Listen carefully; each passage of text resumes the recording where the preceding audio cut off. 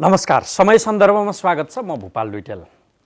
MCC सदनबाट pass भएसँगै नेपालको भावी राजनीतिक कोर्स अब कता, यो विषय जिज्ञासाको रूपमा उठेको छ। प्रधान न्यायाधीश विरुद्ध दर्ता भएको महाभियोगलाई अलपत्र पारिएको छ। त्यो अब के गर्छन् सत्तारूढ दलले, जहाँ प्रमुख प्रतिपक्षी नेकपा एमाले बिना त्यो विषय टसमस हुने सक्ने अवस्थामै छैन। त्यसलाई किन अलपत्र पारेको? महाभियोग लाग्न योग्य छ कि छैन भनेर एउटा समिति, सिफारिस समिति बनाउनु पर्ने हुन्छ। त्यो समेत बनाइएको छैन। झन्डै 1 महिना यता, फागुन 1 गते दर्ता भए यताका 18 दिन त गुज्रिसके। त्यसमा ध्यान एमसीसीका कारण पुर्याउन सकिएको थिएन वा अरू केही दाउपेच। अझ उद्वेग लाग्दो विषय त आफ्नो पार्टीलाई सकाउने षड्यन्त्र बालकोटबाट रचिएको र त्यसको गोठी प्रधान न्यायाधीश चोलेन्द्र शमशेर जबरा बन्न खोजे पछाडि हामीले चुट्कीका भरमा त्यसलाई सखा पार्यौँ 2 मिनटमा भनेर माधव नेपालले उद्घोष गर्नुभयो। काङ्ग्रेस जस्तो पार्टी दाउपेचमा न्यायालय सक्नका लागि लागेको थियो त यो पुष्टि हुन्छ? यो प्रश्न उठेको छ। काङ्ग्रेस के गर्छ? कुनै खास पार्टीलाई जोगाउन वा नजोगाउन न्यायालयमाथिको हमला अब काङ्ग्रेसले जवाफ दिनु पर्दैन? माधव नेपालको अभिव्यक्तिपछि यो प्रश्न उठेको छ। अर्को काङ्ग्रेसलाई यो बेला लागेको आरोप के छ भन्दा, एमाले मात्र होइन, काङ्ग्रेसले अब माओवादी पार्टी पनि फुटाइदिन लाग्यो। त्यो भाँडो एकीकृत समाजवादी पार्टी पनि भाँडिदियो भनेर आरोप लागेको छ। किनभने एमसीसी विषय अघि बढायो, त्यसमा जबरजस्त रूपमा उनीहरूलाई सहमत गराए बापत ती पार्टीभित्र आगो सल्किएको छ। डडेलोको रूप लिने हो कि भन्ने जोखिम छ। काङ्ग्रेस किन यो गरिरहेछ? यो आरोपको पनि उसले जवाफ दिने बेला भएको छ। यावत विषयको सेरोफेरो आजको केन्द्रमा हुनेछ। हामीसँग हुनुहुन्छ काङ्ग्रेस सहमहामन्त्री बद्री पाण्डे। स्वागत छ यहाँलाई। धन्यवाद। आराम हुन्छ? ठिक छ। सबैभन्दा पहिला चाहिँ एमसीसी पास गराए, यस बापत वाह, काङ्ग्रेस अन्तर्राष्ट्रिय स्तरमा यसले छवि फेरि नेपालको उच्च बनायो, बिग्रिसकेको सम्बन्धलाई ठिक गरो, त्यसका प्रति काङ्ग्रेसलाई जस छ। तर सँगसँगै काङ्ग्रेस यस्तो पार्टी भयो, आन्तरिक रूपमा नेपालका दलहरूलाई त यसले छिन्न भिन्न बनाउने भयो। अब समाजवादी फुटाइदिन लाग्यो, माओवादी फुटाउन दियो। काङ्ग्रेसी सधैँभरि अर्काको घर मात्रै भान्ने पार्टी भण्डुवा हो भनेर प्रश्न गर्न थाले मानिसहरू। के भन्नुहुन्छ? यो त एकदमै काल्पनिक कुरा भयो। काङ्ग्रेस पार्टीले यदि सूक्ष्मतापूर्वक अध्ययन गर्ने हो भने यो पार्टी टुटफुट गराउने, विखण्डनको राजनीति गर्ने ध्येय कहिल्यै बोकेको छैन। कहिल्यै जस्तो नेकपा एक ठाउँमा उभिएको थियो, नेकपा निर्माण भएको थियो, हाम्रो उसका प्रति कुनै त्यस्तो चाहिँ गुनासो, वैरभाव, ईर्ष्या केही पनि थिएन। हामीले सिङ्गो नेकपालाई, नेकपाको सरकारलाई एउटा प्रतिपक्षको नाताले खबरदारी मात्रै गरेका थियौँ। उहाँहरू हाम्रो कारणले, बाहिरी कारणले होइन कि आन्तरिक कारणले फुट्नु भएको थियो। र अहिले पनि हाम्रो सद्भाव छ। यी दलहरू जो एकजुट हुँदा त अस्तित्व रक्षाको चाहिँ एउटा सङ्घर्ष गरिरहेका छन्, नेकपा समाजवादी र माओवादी केन्द्र लगायतका दलहरू जो हामीसँग गठबन्धनमा छन्, उनीहरूका प्रति गहिरो सद्भाव छ हाम्रो। उनीहरू एकजुट हुन्, मिलुन्, एक ठाउँमा रहन् र नेपालको राजनीतिमा एउटा स्पेस बनाउन्। त्यसका पछाडि हाम्रा राजनीतिक स्वार्थहरू पनि छन्। उहाँहरू एक ठाउँमा उभिनुभयो, एमालेको विकल्पको रूपमा प्रस्तुत हुन सक्नुभयो भने प्रतिस्पर्धाको राजनीतिमा पनि हामीलाई लाभ हुन्छ, सिधा लाभ हुन्छ। यदि उहाँहरू टुटफुट हुनुभयो भने टुटफुट भएपछिको लाभ हामीलाई हुने होइन, टुटफुट भएपछिको लाभ हुने एमालेलाई हो।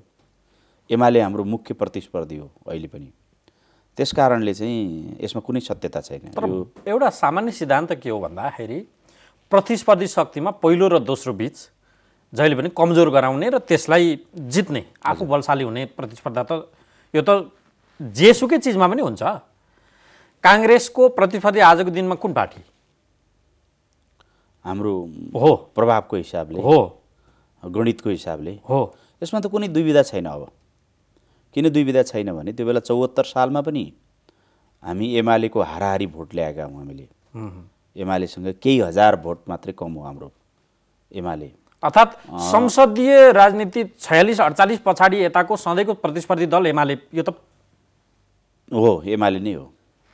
तर अब अहिलेको गणित के हो भने, अहिलेको गणित त्यो बेला दुईटा दल एक ठाउँमा उभिए, वाम गठबन्धन बन्यो र एउटा हुइम नै चुनावमा हुइम आयो उहाँहरूको पक्षमा र केही गर्छ कि राजनीतिक स्थिरताको नारा दिएको वाम गठबन्धनले आगामी दिनमा केही गर्छ कि भन्नेमा मान्छेमा एउटा विश्वास पनि पलायो। बमको भन्दा बढ्ता वामको त्रास छ भनेर अभिव्यक्ति पनि आएको थियो। त्यस्तो विश्वास पलायो जसले गर्दा उहाँहरूले चाहिँ वात्तै मत प्राप्त गर्नुभयो। वात्तै मत प्राप्त गर्दा पनि एमालेको केही हजार मात्रै बढी छ। यो त एक्जिस्टिङ पोल हो। त्यसैले के हो भने अहिलेको गणित अब हामीले त्यस्तो चाहिँ सर्वेक्षण त गरेका छैनौँ, तर प्रतिस्पर्धी पार्टी 48 यताको संसदीय राजनीतिमा सधैँको एमाले नै हो नि। एमाले काङ्ग्रेस प्रतिस्पर्धी एमाले हो। एकपटक 64 सालमा माओवादी पहिलो भयो, हामी दोस्रो भयौँ, त्यो बेला एमाले तेस्रो भएको हो।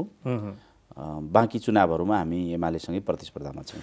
त्यस अर्थमा एमालेलाई कमजोर पार्न काङ्ग्रेस प्रयोग भयो, एमालेको आरोप गुनासो आजको दिनमा पनि त्यो छ। मेरो पार्टी फुटाइदिनका लागि अध्यादेश ल्याएर त्यो किसिमको वितरणा गरिदियो। आज एमसिसीमा जबरजस्तीका कारण भीम रावल र या घनश्याम भूषाललाई अझै चोइटिने खतरा एमाले छ। काङ्ग्रेसकै कारण जबरजस्ती त्यो प्रक्रिया अघि बढाइदिँदा अन्तर्राष्ट्रिय रूपमा छवि बढो, यसका कारण जनस्तरबाट वाह काङ्ग्रेस जनले वाह काङ्ग्रेसलाई गरेका छन्। तर आन्तरिक शक्तिहरू एकीकृत समाजवादी झलनाथ खनाल रिसारै नै राख्नु भएको छ। सुनिँदैछ उहाँले अर्को पार्टी गठनको तयारी गर्दै हुनुहुन्छ। नारायण काजी त्यसै गरिराख्नु भएको छ माओवादीमा। भनेपछि यो भाँडिदिने कारण र भान्ने काम चाहिँ काङ्ग्रेसले गर्यो। तिनै पार्टीका कयौँ नेताहरू यो भन्न थालेका छन् कि हामी आफ्नो दृष्टिकोणमा, आफ्नो सिद्धान्तमा, आफ्नो मान्यतामा दृढतापूर्वक अडिएका छौँ। अब नेकपा फुट्नेताका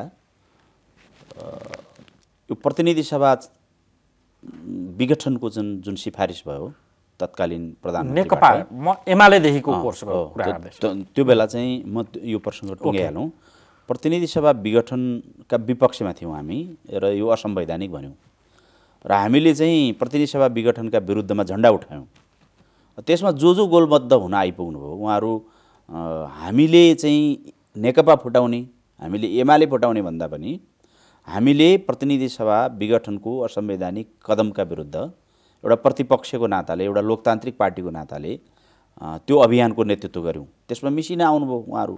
ती मिसिएकालाई संरक्षण गर्ने दायित्व काङ्ग्रेसको हो। संरक्षण गर्ने मात्रै होइन, मिसिएकालाई हामीले साथमा लिएर नगएको भए त पुनस्थापित प्रतिनिधि सभामा पनि हामी सरकारको नेतृत्व गर्न सक्दैनथ्यौँ। हामीले हाम्रो सभापतिलाई प्रधानमन्त्री बनाउनुका पछाडि त्यसको आधार भनेको त त्यहाँ बहुमत हामीले प्रस्तुत गर्नु पर्थ्यो। बहुमत प्रस्तुत गर्नलाई आएका शक्तिलाई त हामीले लिनु पर्यो। त्यसैले चाहिँ दल फुटाउने, अध्यादेश ल्याउने भन्ने कुरा यो कोणबाट भन्दा पनि हामीले प्रतिनिधि सभा विघटनको असंवैधानिक कदमका विरुद्ध एउटा प्रमुख प्रतिपक्षको नाताले, एउटा लोकतन्त्रका लागि लामो समय सङ्घर्ष गरेको एउटा पार्टीको नाताले, सङ्घीय लोकतान्त्रिक गणतन्त्रको चाहिँ एउटा वाहक शक्ति र वाहक पार्टीका नाताले यसको संरक्षणमा लगभग यो प्रणालीलाई चाहिँ दुर्घटनाको डिलमा पुर्याउनु भएको केपी ओलीबाट हामीले रेस्क्यु गर्नु थियो, जोगाउनु थियो, संरक्षण गर्नु थियो। त्यसकारण एमाले फुट्ने बाटो बनाइदिनु। त्यो क्रममा चाहिँ उहाँहरू हामीसँग चाहिँ मिसिनु भयो। जो हाम्रो यो होइन, माधव नेपालहरूको पार्टी उद्भव या गठनको प्रक्रियामा तपाईँहरू जुन किसिमको भूमिका खेलिदिनु भने अध्यादेश ल्याएर, त्यसमा त एमालेको गम्भीर आपत्ति, आजको दिनसम्म त्यही प्रकरणले संसद अवरुद्ध छ, उहाँहरूको विरोध छ। भनेको त्यो अध्यादेश ल्याउने भूमिकामा त काङ्ग्रेस लागेकै हो, अनि पार्टी फुटाउनलाई काङ्ग्रेस लागेन भनेर कसरी भन्न सकिन्छ? यो प्रकृतिको तथ्यलाई हामीले यो प्रकृतिको अध्यादेश त एकदम बेमौसममा पनि केपी ओलीले ल्याउन खोज्नु भएको थियो। त्यो बेला बेमौसम, जुन बेला कि जरुरी नै थिएन, कोभिडको चाहिँ सामना गरिरहेको देश, त्यो बेलामा हुँदाखाँदाको चलिरहेको संसदलाई विघटन गरेर त्यो अध्यादेशको प्रयत्न उहाँले गर्नुभएको थियो। त्यो उहाँले गरेको प्रयत्न बेमौसमै थियो। तर हामी जुन प्रतिनिधि सभा पुनर्स्थापना पछिको जुन प्रतिनिधि सभा नै एउटा अनिर्णयको बन्दी बन्ने जस्तो बहुमतै सो गर्न नसकिने चाहिँ जुन अवस्था सिर्जना भएको थियो, त्यसबाट राजनीतिले एउटा निकास खोजेको थियो, संवैधानिक निकास पनि खोजिएको थियो। त्यो सन्दर्भमा कतिपय अवस्थामा अध्यादेश ल्याउने कुरा यो पनि संवैधानिक कुरा हो। हामी संविधानको दायरामा, तर एमाले फुटाउन काङ्ग्रेसले रोल खेल्यो भन्ने कुराको त्योभन्दा हाम्रो जोड के हो भने, हाम्रो जोड जस्तो अघि तपाईँले जोडेको कुरा, त्यसमा म आउँछु। एमसिसीको कारणले हामी फुटाउन चाहिरहेको होइन। एमालेको पहिले जवाब सकौँ। हाम्रो ध्येय के हो भने, हाम्रो मूल उद्देश्य के हो भने, प्रतिनिधि सभा पुनर्स्थापना हुनुपर्छ। जुन असंवैधानिक ढङ्गले विघटन भयो त्यो विघटन चाहिँ खारेज हुनुपर्छ।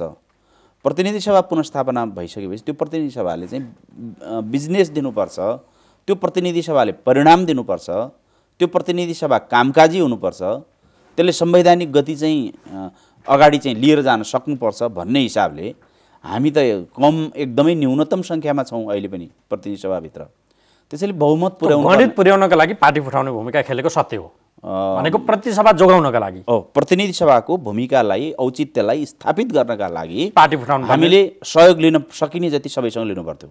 एमाले पनि यो प्रक्रियामा चाहिँ रियलाइज गरेर आएर त्यसकारण त्यो एमाले फुटाएको जगजाहेर हो होइन हामी सभाको औचित्य पुष्टि गर्न होइन फुटाउने कसरी फुटाउने कुरा फुट्यो त फुट्न त फुट्यो त अब एमाले फुटेर 14 जना सांसद गएको त सत्य हो यसमा काङ्ग्रेसले फुटाएको भन्ने कुरा चाहिँ यो उहाँहरू भन्नुहुन्छ त सुन्नु भएको छैन हिजो पनि केपी ओलीले भनिसक्नुभयो यो जबरजस्ती भनिएको कुरा हो यो आरोप हो मलाई त्यस्तो लाग्छ।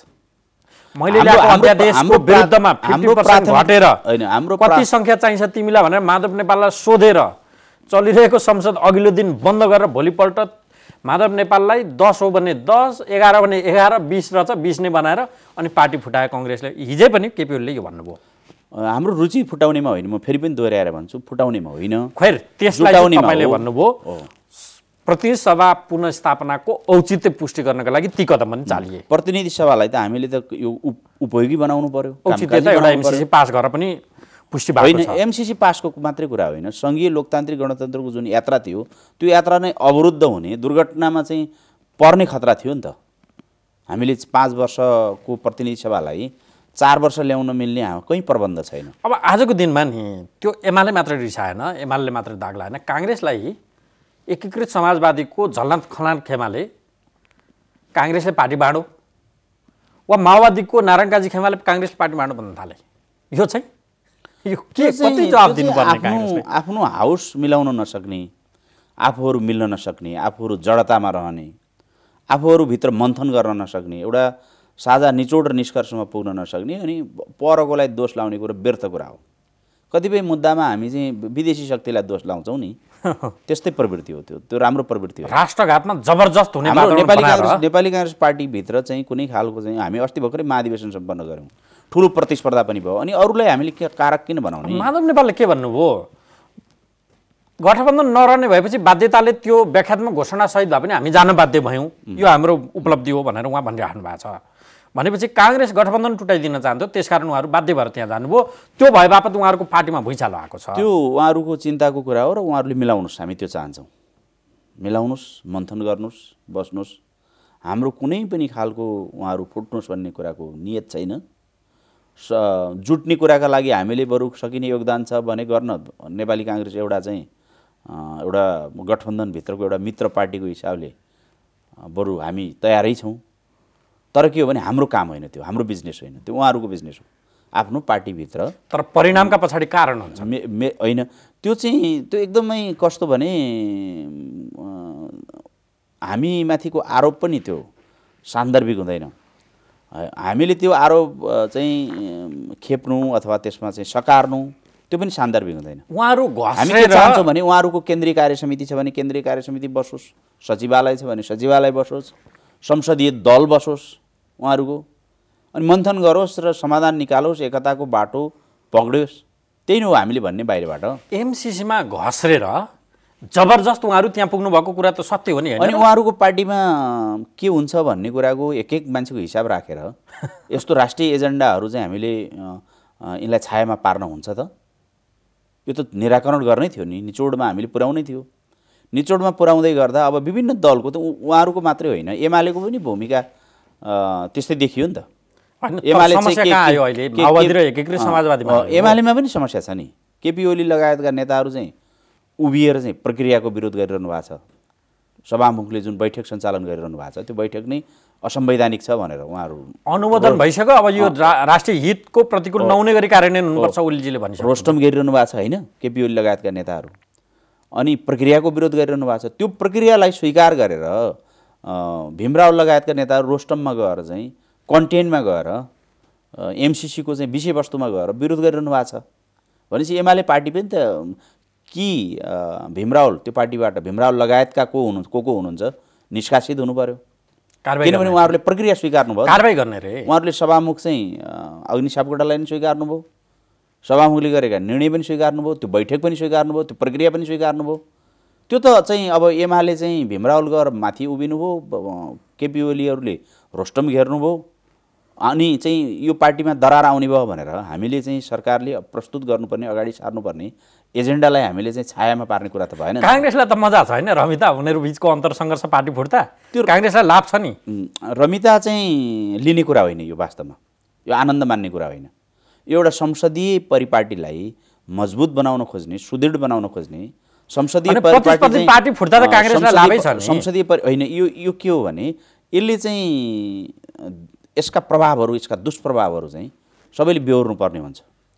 यी नजिर बन्न थाल्छन्, संसदीय इतिहासमा यी नजिर बन्न थाल्छन्। भोलि कुनै पनि दिन चाहिँ त्यो नजिरको चाहिँ लाई टेकेर नेपाली काङ्ग्रेसले पनि, नेपाली काङ्ग्रेसभित्र पनि त्यो खालको रोग नपस्ला भन्न सकिन्न। त्यसैले संसदीय परिपाटीमा यस्ता दृश्यहरू, यस्ता चाहिँ भद्दा दृश्यहरू चाहिँ यी स्वस्थकर होइनन् भन्ने लाग्छ। अर्थात् सारमा एमसिसी प्रकरणका कारण माओवादी पार्टी वा तपाईँहरूको अर्को सहयात्री पार्टी माधव नेपालको पार्टीमा आएको दरार, अन्तर्कलह वा त्यो फुट्नै हुन्छ भने त्यसको अवकाल काङ्ग्रेसले लिन्न, त्यसमा लिने कुरै छैन। हाम्रो अर्जुन दृष्टि एमाले विभाजनका बेला कुरा गर्नुभयो तपाईँले, त्यो बेला चाहिँ प्रतिनिधि सभा पुनर्स्थापना र त्यसको चाहिँ भूमिकालाई, संवैधानिक भूमिकालाई अगाडि बढाउनु थियो। हामीले दायाँ बायाँ केही हेरेनौँ, को जुट्छन् को फुट्छन् हेरेनन्, हाम्रो अर्जुन दृष्टि त्यतापट्टि थियो।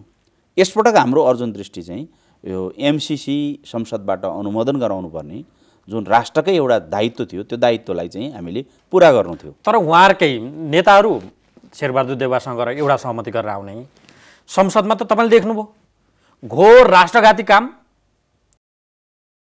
यो काम अगाडि बढायो भनेर झलनाथ खनाल, उता भीमरावल, यता लीलामणि गिरिराजमणि पोखरेल लगायतका नेताहरूले भनेको त सुनियो। काङ्ग्रेस लक्षित नै देखिन्छ ती सबै कुरा। फेरि रिसाएको पनि त होला नि त काङ्ग्रेस। त्यो त चरम अनैतिक कुरा भयो। नेताहरूले समीक्षा गर्नुपर्छ। उहाँहरूको ग्रिपमा पार्टी छैन भन्ने पुष्टि हुन्छ। माथिल्लो तहको नेताहरू, हामीले यो देशमा पूर्व प्रधानमन्त्री बनाइसकेको व्यक्ति, पूर्व प्रधानमन्त्री त वास्तवमा एउटा कुनै पार्टीको मात्रै पनि होइन। यो राष्ट्रलाई चिन्नलाई बाहिरबाट कसैले हेर्नेले के हो त नेपाल भन्दा पूर्व प्रधानमन्त्रीहरू हेर्ला, पूर्व राष्ट्रपतिहरू हेर्ला, सबै जनतालाई हेरेर त सम्भव पनि हुँदैन। झलनाथ खनाल एउटा पूर्व प्रधानमन्त्रीको रूपमा रोस्टममा गएर राष्ट्रघाती भन्नुहुन्छ, तल चाहिँ सत्तापक्षको बेन्चमा आएर बस्नुहुन्छ र हुन्छ भन्नुहुन्छ, पास हुन्छ, अनुमोदन हुन्छ भन्नुहुन्छ। गिरिराजमणि पोखरेल पटक पटक शिक्षा मन्त्री हुनुभएको मान्छे, शिक्षा मन्त्रीले त देशको शिक्षा जगतलाई नै लिड गर्नुपर्ने, एउटा चाहिँ रूपान्तरण दिनुपर्ने मान्छे, के राजनीतिक नैतिकताले चाहिँ रोस्टममा एउटा कुरा बोल्नुहुन्छ र फेरि सत्तापक्षको बेन्चमा आउनुहुन्छ, बस्नुहुन्छ। रोस्टममा बोलिसकेपछि जुन ढङ्गले बोल्नुभयो त्यसमा चाहिँ अडिने खालको यदि उहाँसँग कुनै कार्यक्रम छ, दृढता छ, त्यो खालको कुनै रणनीति छ भने बोल्ने हो, होइन भने त्यसको चाहिँ कुनै तुक हुँदैन र तुक देखिएन। त्यो प्रकरणले पार्टीभित्र झिल्को सल्केको त पुष्टि हुन्छ। म विनम्रतापूर्वक मेरो चाहिँ आग्रह उहाँहरूलाई के हो भने समीक्षा गर्नुहोस्, समीक्षा गर्नुहोस्, आत्मसमीक्षा गर्न सकिन्छ, कमी कमजोरी हुन्छ पनि, तर त्यो चाहिँ लय मिलेन, तादात्म्यता भएन। रोस्टममा गएर एउटा कुरा बोल्ने, फेरि रोस्टमबाट ओर्लेर सत्तापक्षकै बेन्चमा बस्ने, अनि सभामुखले चाहिँ निर्णयार्थ पेश गर्दा हुन्छ भन्ने कुरा, त्यो त संसदीय तालमेल मिल्दै मिलेन यो कुरा। यसको असर, यसको बदनामी हजुर त्यो गठबन्धनको नेताको हिसाबले वा नेतृत्व गरेको पार्टी काङ्ग्रेसलाई कति हदसम्म हुन्छ? हुन्न र? हुन्छ नि, किनभने हामी समीक्षा गर्छ गठबन्धनका प्रति काङ्ग्रेसले। होइन यस्तो हो, अब यो चाहिँ कतिपय कुरा उहाँहरूले व्यक्तिगत समीक्षा गर्नुपर्ने विषय छन्, व्यक्तिगत कतिपय कुरा पार्टीगत समीक्षा गर्नुपर्ने विषय छ। पार्टी फुट्न लाग्यो, नारायण काजीलाई फकाउनु प्रचण्ड गइसक्नुभयो, हेर्नुहोस् होइन, भनेको त त्यहाँनिर त त्यो जरुरी होला, त्यो पार्टीभित्रको आन्तरिक राजनीति। उहाँहरू व्यक्तिगत तहमा समीक्षा गर्ने ठाउँमा हुनुहुन्न। हो, त्यो जरुरी होला। प्रचण्ड जानु पनि स्वाभाविक हो, उहाँहरूका बिचमा छलफल हुनु पनि स्वाभाविक हो, मन्थन हुनु स्वाभाविक हो। उहाँहरूले रियलाइज गरेर उहाँहरूले पनि कुनै न कुनै किसिमको चाहिँ जो त्यो ढङ्गले प्रस्तुत हुनुभयो नेताहरू, त्यो नेताहरूको फेस सेभ गर्ने पार्टीभित्र कुनै वैकल्पिक चाहिँ उपाय छ भने त्यो पनि गरे हुन्छ, विकल्पहरू निकाल्न सकिन्छ, गरे हुन्छ। हामी त के चाहन्छौँ भने फेरि चाहिँ नकली कुरा हुन्छ नि, फेरि होइन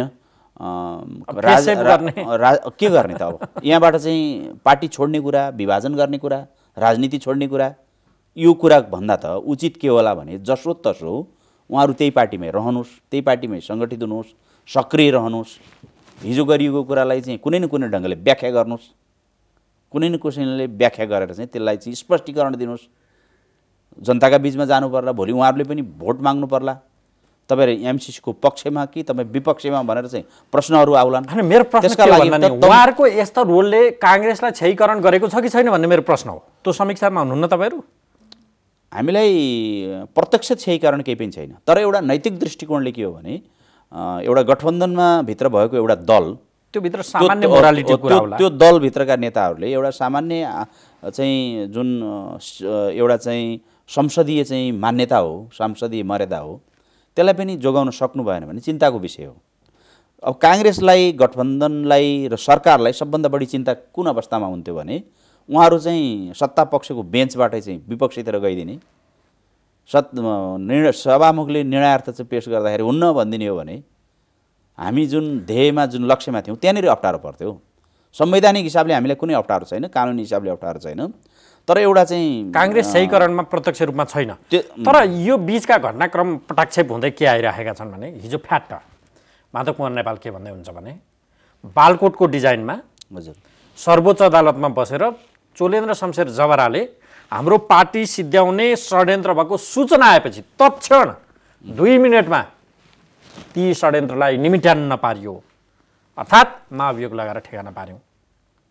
काङ्ग्रेस जस्तो पार्टी खास रूपमा प्रधान न्यायाधीश विरुद्ध लगाउनु पर्ने खास अभियोग, महाअभियोग भनिन्छ नि जुन अभियोग, त्यो अभियोग नभेटेर कुनै पार्टीको स्वार्थमा लिप्त भएर त्यो जोगाउन काङ्ग्रेस पार्टी बकेर हिँडेको थियो। यो जवाब काङ्ग्रेसले दिनुपर्ने भयो। त्यस्तो होइन। तपाईँले सार्वजनिक रूपमा सुन्नुभयो त माधव नेपालको व्यक्ति? होइन, त्यो त्यसमा चाहिँ उहाँले के बोल्नुहुन्छ त्यो त उहाँले जवाफ दिने कुरा हो। तर गठबन्धनको त्यो महाभियोग दर्ता गर्ने हस्ताक्षर मध्येको एउटा नेता हो उहाँ। त्यो उहाँको कुरा हो। हाम्रो कुरा के हो भने हामी त हामीले अहिले होइन, असोज 20 गते जुन बेला अदालतमा चाहिँ सर्वोच्चमा एकदमै ठुलो विकराल अवस्था थियो, बारले आन्दोलन गरिरहेको थियो, वरिष्ठ अधिवक्ताहरू चाहिँ आन्दोलनमा उत्रिनु भएको थियो, न्यायाधीशहरू, प्रधान न्यायाधीश बाहेक सबै न्यायाधीशहरू, सर्वोच्च अदालतका न्यायाधीशहरू उहाँको विपक्षमा हुनुहुन्थ्यो र उहाँलाई मार्ग प्रशस्त गर्नुहोस् भन्ने खालको उहाँहरूको चाहिँ निर्णय थियो, उहाँहरूको आग्रह थियो, दबाब थियो, प्रधान न्यायाधीशलाई सुझाव थियो र अस्तव्यस्त थियो न्याय क्षेत्र। त्यो बेला नै हामी, म लगायत हामी चाहिँ हाम्रो पार्टीका 12 जना केन्द्रीय सदस्यहरूले हामीले एउटा वक्तव्य दिएका थियौँ। त्यो अहिले होइन, असोज 20 गतेको कुरा। हामी महाधिवेशनको तयारीमा पनि थियौँ र हामीले के भनेका थियौँ भने यसरी न्याय क्षेत्रमा अस्तव्यस्तता चलिरहँदा, गतिरोध आइरहँदा राजनीतिक दलहरू, हामी, सरकार मौन दर्शक भएर बस्न मिल्दैन, मुख दर्शक भएर बस्न मिल्दैन। हामीले कुनै न कुनै निकास दिनुपर्छ भन्ने कुरा चाहिँ हामीले त्यही बेला चाहिँ दलहरूलाई, नेताहरूलाई र सरकारलाई चाहिँ ध्यानाकर्षण गराएका थियौँ। त्यसपछिका दिनमा पनि कतिपय राजनीतिक दलका नेताहरू यो बारेमा बोल्नुपर्छ, निकास दिनुपर्छ भनेर बोलिरहनु भएको थियो। हाम्रो पार्टीको वरिष्ठ नेता रामचन्द्र पौडेलले पनि त्यही बेलामा बोल्नु भएको थियो र यो वास्तवमा धेरै ठुलो एउटा चाहिँ दुःखद अवस्था सिर्जना भइसकेको थियो न्यायालयमा। र यो अहिले पछि आउँदै गर्दा अब माधव नेपालले के भन्नुभयो, त्यसलाई कसरी जोड्नुभयो? गठबन्धनको नेता, पूर्व प्रधानमन्त्री, एउटा पार्टीको अध्यक्ष, आजको दिनमा शेरबहादुरलाई प्रधानमन्त्री बनाउने व्यक्ति हो। तर पनि उहाँको जिम्मा भन्दै हुनुहुन्छ, उहाँको जिम्मा यस्तो हो, हामीले महाभियोग त्यसकारण लगायौँ भनेर उहाँ खुलासा गर्नुहुन्छ, यो विषय सामान्य हुन्छ होइन? त्यो उहाँको जिम्मा हामी लिन सक्दैनौँ, त्यो उहाँलाई नै सोध्नुपर्छ। मलाई चाहिँ सोध्नुहुन्छ भने मलाई चाहिँ सोध्नु, महाभियोग लगाउने हस्ताक्षरकर्ता एउटा पार्टनर भएको हिसाबले तपाईँहरू जवाफदेही हुनु पर्दैन नि त्यसमा? होइन, हामीले लगाउने, उहाँले कुन प्रयोजनमा मैले चाहिँ हस्ताक्षर गरेँ भन्नुहुन्छ त्यो उहाँले जवाफ भएन सार्वजनिकमा, त्यो उहाँसँग जवाफ लिनु पर्यो नि त, उहाँसँग उत्तर लिनु पर्यो। उहाँ गठबन्धनमा सहभागी नेता हो, उहाँले किन बोल्नुभयो भनेर रोक्न सक्ने चाहिँ हामीले त्यो चेष्टा त। प्रश्न के उठ्छ भने काङ्ग्रेस जस्तो पार्टी जो लोकतन्त्रमा विश्वास गर्छ, यसले विधि विधान, थिति, नियम, कानुन, संविधान योभन्दा ग्रिपभन्दा बाहिर गयो भनेर काङ्ग्रेसले यो किसिमको अग्रसरता लियो, अन्तिममा आफ्नै नेतृत्वमा देश लगिरहेको छ। रहरले त थिएन, परिबन्धले आएको थियो। त्यो पार्टीको नेतृत्वमा महाभियोग लाग्छ, प्रकरण के देखाएर कुनै पार्टीको दाउपेच, त्यो पार्टीको अध्यक्ष भन्दै हुनुहुन्छ सार्वजनिक मञ्चमा हो। अब यस्तो छ, एउटा सत्य कुरा म तपाईँलाई के भनिहालौँ भने यो कम्युनिस्ट पार्टीहरूमा यो बोल्ने कुरामा यति धेरै चाहिँ छाडापन देखिन्छ कि कसको जवाफ कहिले कहिले चाहिँ कहाँ कहाँ दिएर सम्भव हुन्छ? अनि तपाईहरु भन्नुहुन्छ कांग्रेसलाई क्षयीकरण छैन? कुनै बेला सुन्नुहोस्, कुनै बेला माले पार्टी र एमाले पार्टी फुटेको बेला एमाले पार्टीले चाहिँ एक नम्बर भ्रष्टाचारी भनेर आफ्नै दलको नेता टुर्ने खेलमा घोषणा गर्यो होइन? वामदेवलाई अस्ति पार्टी फुटेको बेला केपी ओलीले मञ्चबाट बोलेका कुराको जवाफ तपाईँले मसँग माग्नुभयो, माधव नेपालका बारेमा, प्रचण्डका बारेमा माग्नुभयो, अथवा प्रचण्डले माधव नेपालले केपी ओलीका बारेमा बोलेका कुराको चाहिँ जवाफ माग्नुभयो, अथवा चाहिँ अदालतका बारेमा, अथवा भारतका बारेमा, अथवा चाइनाका बारेमा, अथवा अमेरिकाका बारेमा यदि जवाफ माग्नुभयो भने म जवाफ दिन सक्दिनँ। किनभने उहाँहरू के भने उहाँहरू चाहिँ के भने एउटा चाहिँ सामान्य मर्यादालाई पनि ख्याल नगरिकनै बोल्नुहुन्छ। नेपाली कांग्रेस तपाईँले याद गरिराख्नुहोस्, नेपाली कांग्रेस जतिसुकै परम शत्रु भए पनि, पहिलो कुरा त हामी कसैलाई शत्रु नै देख्दैनौँ, जतिसुकै परम शत्रु भए पनि केपी ओलीले कांग्रेसलाई कति भन्नुभएको छ त्यसको तुलनामा, त्यसको अनुपातमा कांग्रेसले उहाँलाई त्यस्तो भन्दैन। हामी एउटा मर्यादामा बस्छौँ।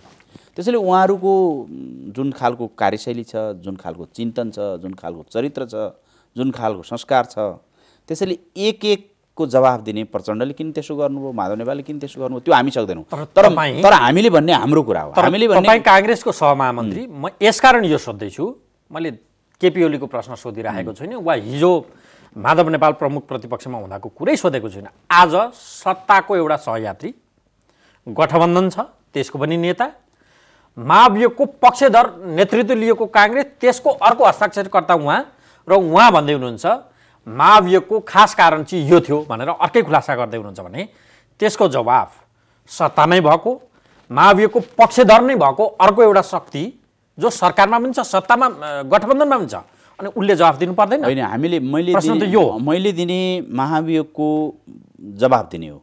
किन महाभियोग भनेर जवाफ दिने? उहाँ त अर्को भन्नुहुन्छ। माधव नेपालले किन बोल्नुभयो भन्ने कुराको जवाफ दिन त म त सक्दिनँ। तर उहाँले अर्कै खास कारण बताउनु हुँदैछ। माधव नेपाललाई नि बोलाउनु पर्यो अथवा माधव नेपालको दलको नेतालाई बोलाउनु पर्यो, तपाईँले माधव नेपालको प्रवक्तालाई बोलाउनु पर्यो।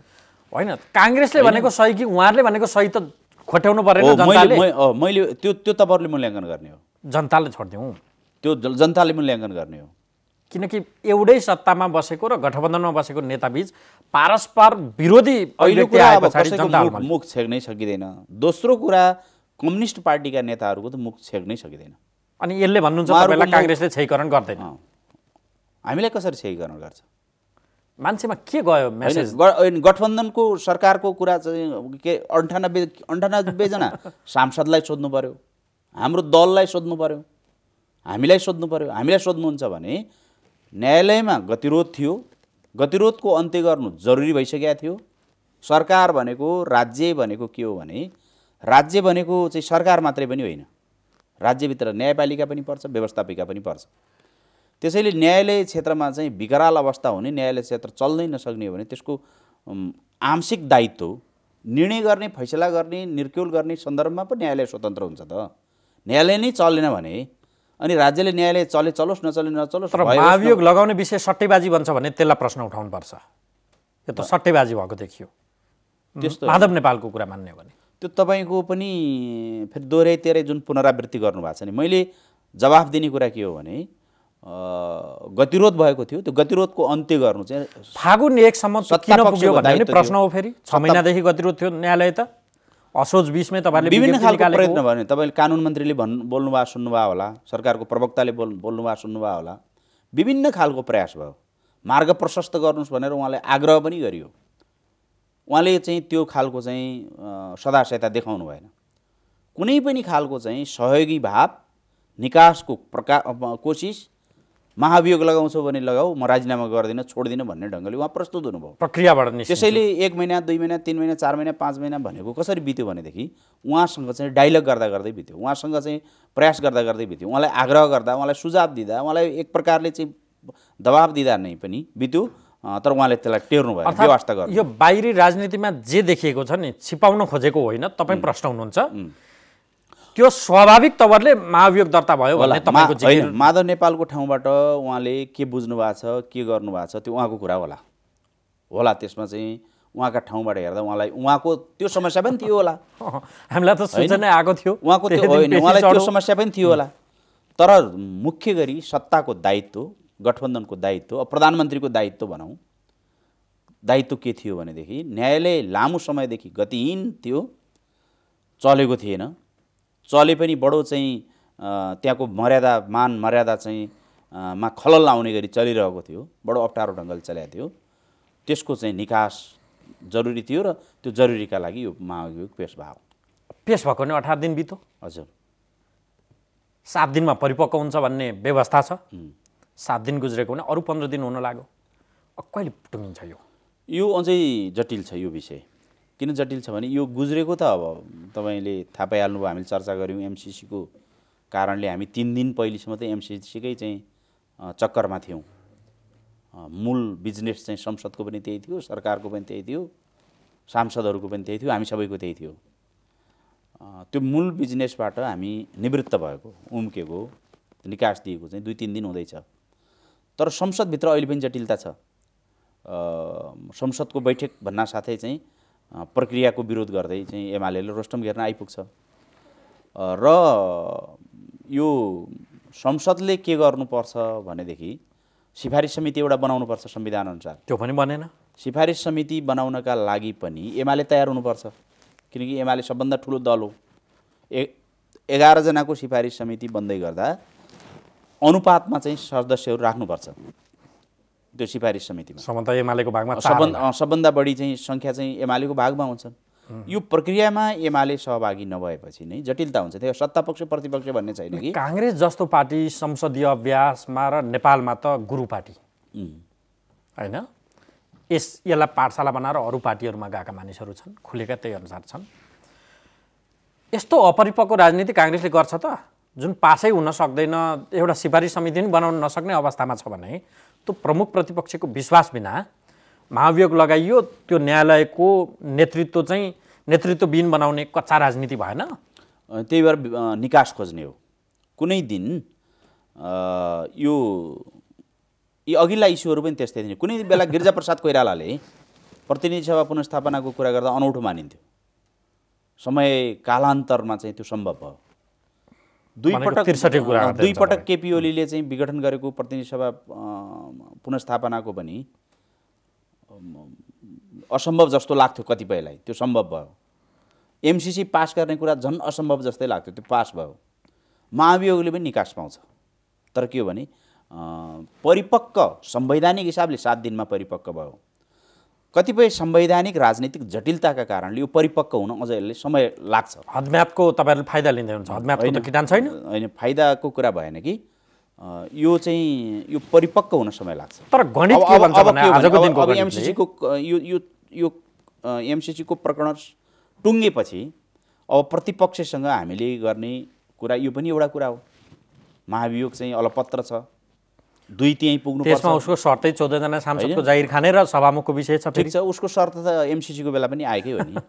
शर्त आउँछ, यहाँ त पास हुन सम्भवै छैन। उसको शर्त होला, माधव नेपालको शर्त होला, अब अरू कसैको शर्त होला। यी शर्तहरूका बीचमा नेगोसिएसन गर्ने हो। यो चाहिँ यो कन्फ्लिक्ट म्यानेजमेन्ट भनेकै यही हो नि। भनेको काङ्ग्रेसले अघि बढाएको यो मुद्दा निचोडमा पुर्याउँछ। यो पक्का छ, यसमा कुनै दुविधा छैन, निचोडमा पुर्याउँछ। पास वा फेल काङ्ग्रेसले चाहिँ विगतलाई हेर्नुहोस् र यो पछिल्लो घटनालाई हेर्नुहोस्, निचोडमा पुर्याएर छोड्छ। तर महाभियोग त कुनै पनि पास भएको छैन नि यो संविधान बनिएताका। पास भएन भने पनि त्यो पनि त एउटा निचोड हो नि। तर अभियोग मात्र होइन, त्यो त महाभियोग हो। हाम्रो कोसिस के हुन्छ भने 2-3 पुर्याएर पास गराउने कोसिस हुन्छ।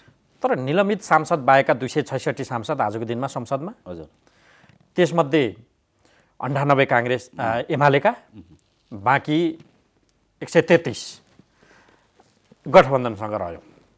त्यो 133ले त पास हुन्न, कम्तीमा 181 चाहियो, 2/3 हुन। एमाले नमिसी धरै छैन कि एमाले भन्ने पार्टी फुट्नु पर्यो र त्यो सङ्ख्या पुग्नु पर्यो एमालेसँग। त्यही भएर त डाइलग गर्ने, राजनीतिक हिसाबले चाहिँ यो चाहिँ प्रस्तावलाई परिपक्व बनाउने भनेको कुरा नै त्यही हो। अब उसले के सट्टेबाजी गर्नलाई शर्त राख्छ? गठबन्धन फुटाऊ, सभामुख फेर, 14 जनाको जागिर खाइदेऊ। उसको शर्तै त्यही हो, आजको दिन पनि विगतदेखि छ। काङ्ग्रेस तयार छ त्यसका लागि? काङ्ग्रेस त तपाईँले देख्नुभयो नि त अस्ति एमालेसँग पनि सौहार्दपूर्ण वार्ता गऱ्यौँ हामीले, समानान्तर गठबन्धनका दलसँग पनि वार्ता गऱ्यौँ। काङ्ग्रेस चाहिँ ओपन माइन्ड लिएर वार्तामा सामेल हुन्छ, छलफल गर्छ। छलफल गर्दा समाधानमा पुग्ने विकल्पहरू हामी खोज्छौँ नि त। के एमालेलाई यस्तै न्यायालयको गतिरोध एमालेका लागि चाहिँ स्वस्थकर हुन्छ? एमाले भनेको त यतिखेर काङ्ग्रेस सत्तामा छ, हिजो एमाले नै सत्तामा थियो, भोलि फेरि एमाले सत्तामा आउने सम्भावना उत्तिकै छ। एउटा वैकल्पिक दल हो नि, उसले पनि त जिम्मेदारीपूर्वक प्रस्तुत हुनुपर्छ। उसले पनि न्यायालय जोगाउनुपर्छ, न्यायालयको मर्यादा जोगाउनुपर्छ, न्यायालयलाई चाहिँ गतिशील बनाउनुपर्छ, न्यायालयलाई कामकाजी गराउनुपर्छ, न्यायालयभित्रको जुन अस्तव्यस्तता छ त्यसको अन्त्य गर्ने कुरा चाहिँ हाम्रो मात्रै होइन, उसको पनि दायित्व हो। त्यसैले के भने यो बुझाइ हामी चाहिँ खुला हृदयका साथ एमालेसँग वार्ता गर्छौँ, संवाद गर्छौँ, समाधानका विकल्पहरू खोज्छौँ। यो बाटोमा चाहिँ जानुपर्छ भन्ने कुराको अब प्रयत्न सुरु हुन्छ भन्ने लाग्छ मलाई। निकास के त? निकास के? निकास त महाभियोगलाई पारित गर्ने नै हो। निकास संसदमा प्रक्रियामा जाने, सिफारिस समितिले चाहिँ आफ्नो सिफारिस प्रस्तुत गर्ने संसदमा, उसले सिफारिस प्रस्तुत गर्ने कुराले पनि त्यहाँ निकासका बारेमा केही बाटो, केही एक प्रकारको चाहिँ कुनै एउटा सहजता प्रदान गर्छ। त्यो सहजता भए चाहिँ हामी निष्कर्षमा पुग्ने, निचोडमा पुग्ने। तर त्यसका लागि सामान्य गरिनुपर्ने काम 7 दिन पछाडि यो बिर्से जस्तो देखिन्छ इस्यु नै। बिर्सेको होइन, त्यो समिति, सिफारिस समिति बनिएको छैन, अब प्रक्रियामा त चल्ने कुरै छँदै छैन, एमाले त्यसको विरोधमा छ। यी प्रक्रिया कसरी, कहिलेबाट सुरु हुन्छन् त? त्यसैको लागि पहिले संवाद जरुरी छ। अहिले पनि फेरि पनि एमालेसँगै संवाद जरुरी छ। एमाले बिनाको, किनभने एमाले त्यो सिफारिस समितिमा बस्दिन भन्यो भने पनि संविधानको व्यवस्था अनुसार चाहिँ त्यो मिल्ने कुरा छैन। अनुपातमा जुन दलको जुन आकारको उपस्थिति छ त्यही आकारको उपस्थितिमा यस्ता समितिहरू बन्ने गर्छ।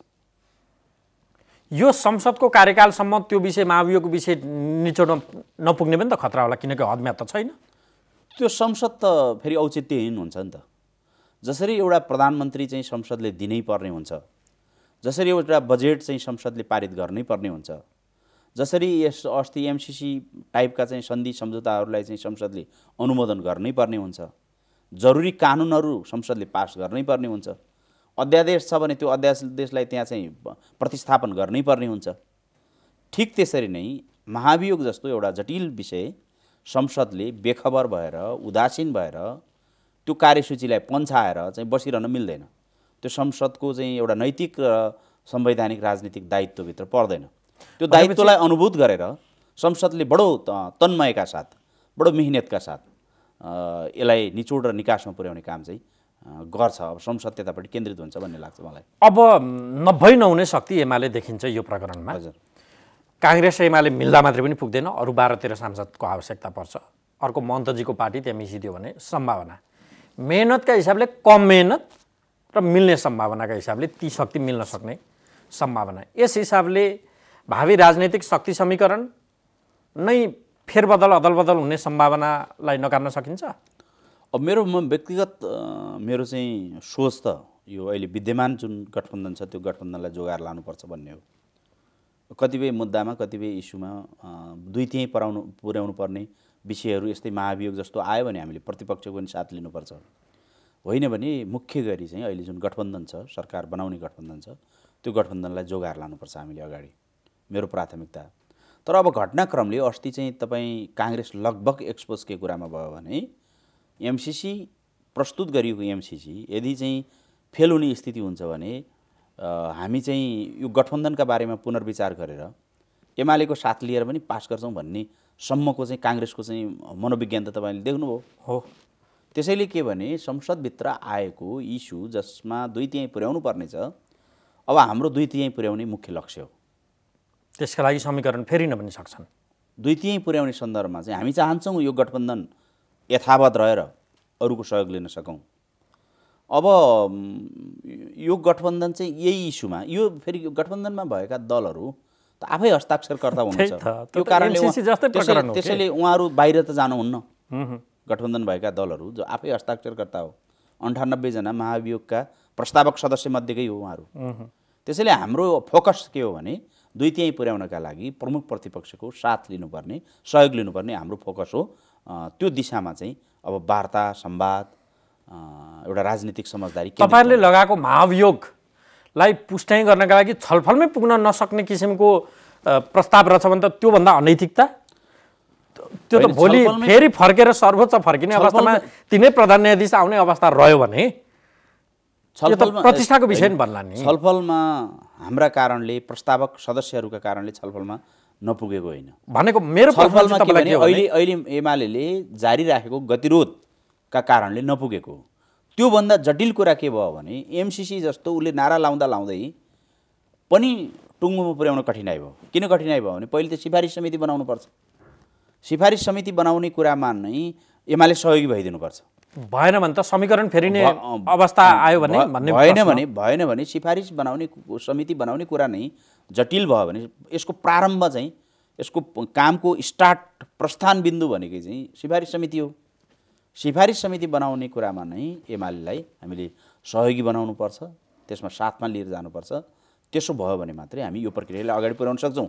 र सिफारिस समिति बनिसकेपछि पनि त्यो सिफारिस समितिको समय पनि तपाईँले भने जस्तो चाहिँ वास्तवमा यसको समय तोकिएको छ। त्यहाँ 3 महिनाको समय तोकिएको छ। 3 महिनाभित्र उसले चाहिँ आफ्नो प्रतिवेदन दिनुपर्छ। हामी त चुनावमा पनि गइसकेका छौँ, फेरि प्रतिवेदन दिनुपर्छ। स्थानीय चुनाव आएको छ। त्यसैले के हो भने यो मुद्दालाई चाहिँ यसलाई जोगाइरहने, लम्ब्याइरहने, बल्झाइरहने कुराले राजनीतिलाई पनि डिस्टर्ब हुन्छ। संवैधानिक हिसाबले हुने निर्वाचनहरूमा पनि यो एउटा चाहिँ इस्यु, एक खालको चाहिँ उल्झनले हामीलाई चाहिँ डिस्टर्ब गरिरहन्छ। र न्याय क्षेत्र त गतिहीन, यसै पनि चाहिँ हामीले चाहिँ दुःखद अवस्था छ, गतिहीनको अवस्था छ। त्यसलाई पनि ठुलो असर हुन्छ, असर बढ्दै जान्छ, त्यसको त्यसले क्षति बढ्दै जान्छ। त्यस कारणले पनि ढिलो नगरिकन टुङ्गोमा पुर्याउने कुरामा सत्ता पक्ष चाहिँ सचेत र गम्भीर भए जस्तै प्रतिपक्ष पनि सचेत र गम्भीर हुनुपर्ने अवस्था छ। यही लाइनमा चाहिँ सत्ता पक्षको प्रतिपक्षसँग कुरा हुन्छ भन्ने ठान्छु म। यस अर्थमा मेरो यदि यो विषयलाई अतिरञ्जित गरिएको होइन भने महाभियोगलाई वारपार गर्ने अथवा पारित गराउने प्रयत्न काङ्ग्रेसको रहन्छ, त्यसका प्रति समीकरणै फेरिन सक्ने सम्भावना, एमाले सहितको समीकरण बन्न सक्ने सम्भावना चाहिँ कति भन्ने प्रश्न हो। यो एकदमै न्यूनतम अवस्थामा, न्यूनतम चाहिँ एकदमै न्यून अवस्था चाहिँ मैले किन देखेँ भने महाभियोगको पक्षधर त हामी मात्रै होइनौँ, गठबन्धनमा भएका अरू शक्तिहरू पनि छन् जुन पासै हुँदैन। त्यो उहाँहरू बाहिर जानुपर्ने अवस्थै छैन। गठबन्धन यो कारणले टोटाउनु पर्ने अवस्थै छैन। त्यसमा साथ दिन उसले गठबन्धनमा रहेकालाई टुटाउनका लागि शर्त राख्छ भने गठबन्धन त एक ठाउँमा यो इस्युमा, यो मुद्दामा छ नै। गठबन्धनभन्दा बाहिर भएकालाई थप्ने हो, घटाउनु कसैलाई पर्दैन। थप्ने शक्तिलाई नजोडेसम्म त यो पासै हुन्न। अनि त्यसका लागि उसको शर्तै तिनलाई हटाउ भन्ने रहन्छ। त्यसमा काङ्ग्रेसले के रोज्छ? काङ्ग्रेसका लागि यो महाभियोग अब प्रतिष्ठाको विषय बन्छ कि बन्दैन भन्ने प्रश्न होइन। काङ्ग्रेसको लागि भन्दा पनि यो चाहिँ एउटा संसदको चाहिँ अनिवार्य बिजनेसको रूपमा हो नि त। यो संसदमा काङ्ग्रेस छ भनेको एमाले सहितको गठबन्धन या समीकरण बन्दैन भन्ने तपाईँको दाबी होइन। त्यो यसलाई अब गठबन्धनसँग मलाई लाग्छ जोड्न जरुरी छैन। एमाले सहितको समीकरण बन्दैन त्यसमा काङ्ग्रेसको। हाम्रो प्राथमिकता त्यो होइन। हाम्रो प्राथमिकता परिबन्धले त्यो बन्न भइरहेको गठबन्धनलाई जोगाएर लाने नै हो। भन्नुको अर्थ उहाँहरूलाई बाहिर पारेर पनि त 2/3 पुग्दैन। भनेको महाभियोग पास, एमाले र भनेको एमालेलाई विश्वासमा नलिई महाभियोग पास नै हुन्न, बरु त्यतिकै सत्ता पक्ष प्रतिपक्ष सबै मिलेर मात्रै पास हुन्छ। हस्, यो तपाईँको महत्त्वपूर्ण समय संवादका लागि धेरै धेरै धन्यवाद। हस्, धन्यवाद। र आदरणीय दर्शकहरू, कार्यक्रमको निर्धारित समय सक्यो। आज हामीले काङ्ग्रेस सहमहामन्त्री बद्री पाण्डेसँग एमसीसी प्रकरण पछाडि कयौँ कम्युनिस्ट पार्टीहरूमा देखिएको अन्तर्कलह, त्यो मामिलामा काङ्ग्रेसको रोल के थियो, यो विषय र महाभियोग अब झन् ठुलो समस्याको रूपमा गठबन्धनमा देखिँदैछ, त्यसलाई निमिट्यान्न पार्न कसरी काङ्ग्रेस अघि बढ्छ, यो विषय समेत जोडेर संवाद गऱ्यौँ। अर्को अङ्कमा फेरि तपाईँ हाम्रो भेट हुने नै छ। हामीलाई आजलाई बिदा दिनुहोस्। नमस्कार।